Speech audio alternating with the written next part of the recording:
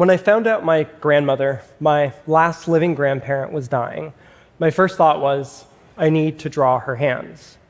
I'm a visual artist, a cartoonist for The New Yorker, and comics writer, so drawing is how I understand much of the world. For a long time, my cartoons had been impersonal. Commentary on the world around me, sure, but not really about me. The closest my personal life got to influencing my cartoons were cartoons I lifted from things my friends and family had said around me.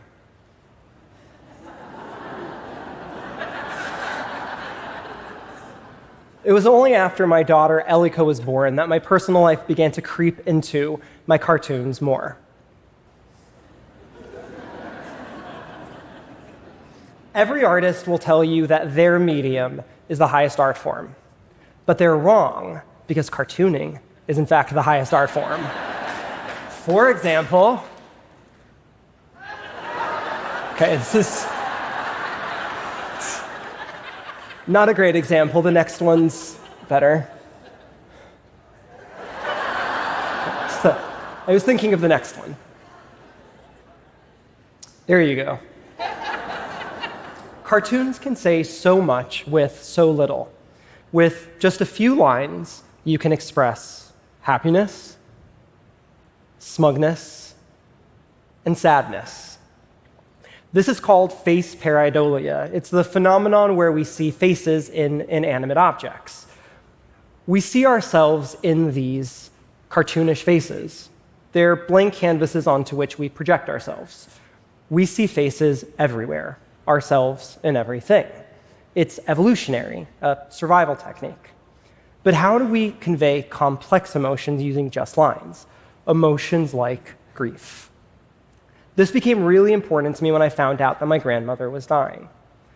I got to know my grandmother, Homa, in a way I didn't get to know any of my other grandparents, because they all lived and died in Iran, a country I've only ever been to twice, and not since I was 10. But Homa lived with my parents for the last 10 years of her life, and in that time, she danced the funky chicken at my wedding, she got to hold my newborn daughter, and she told me stories about Iran before the revolution over morning tea, which was usually around noon because she liked to sleep in. One of my earliest memories is of her hands. Not the way that they looked, but the way that they felt.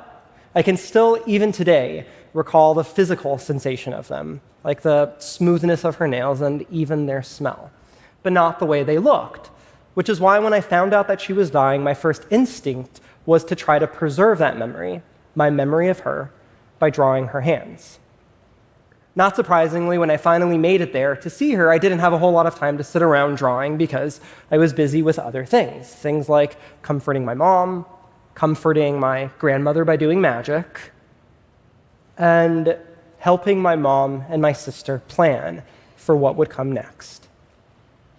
It's that classic Proustian experience. Life doesn't mean anything while you're moving through it. It's only when you stop to reflect on it that you can make any sense of it. Sense memory, what Proust calls involuntary memory, contains the essence of the past. And so if I wanted to tell the story of my grandma, Homa, I would have to begin with the sensation of her hands. When I set out to write this comic, which was published in the LA Times, I wanted to take something complicated and big and make it small. Grief is complicated. I needed to reach a point where I could process my loss, to distill the experience of losing my last living grandparent into its essential parts and make it clear enough that I could actually grieve.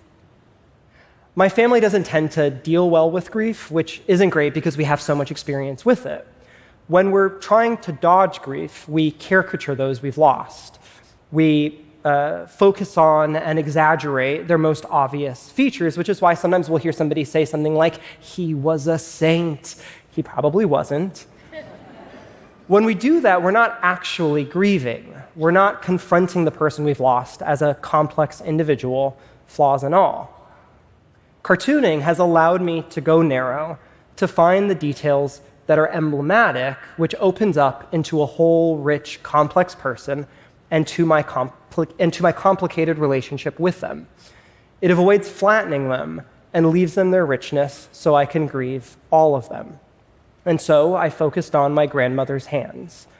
The quivering lines of her arthritic fingers, the contours of her veins, now pronounced by the thinning of the skin that she spent so much time caring for. They were beautiful hands, soft from years of moisturizing. They were also the hands of someone who was really, really vain, emblematic of the gender norms of an Iranian woman of her period, and as a consequence, incapable of dealing with the process of aging well. For example, I can remember this one time she called me into her room, and when I walked in, she was standing there, arms stretched out to her side and topless, and she said, "Look what I've become."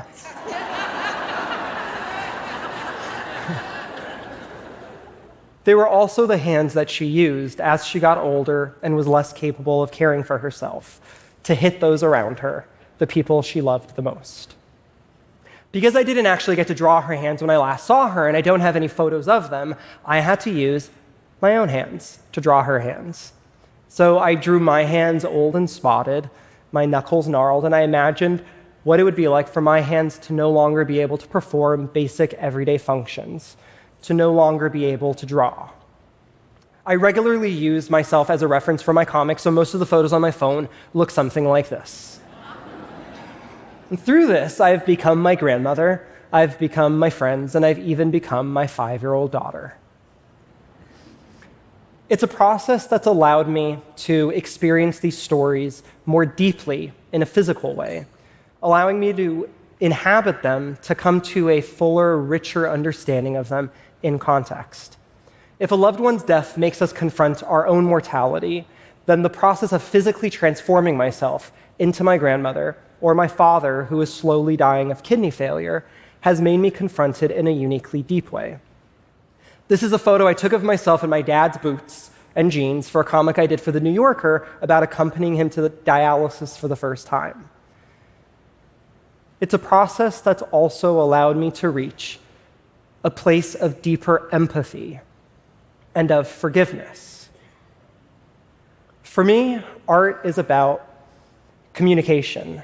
It's about expressing what's most important to us and knowing that other people feel the same way, that we're not alone, which is particularly important when we're grieving. It's that distillation of something complex into its simplest terms. For you to see your grandmother or a parent in the curved lines of my grandmother's beautiful hands, and to communicate without words, because words were never the point anyway. Thank you.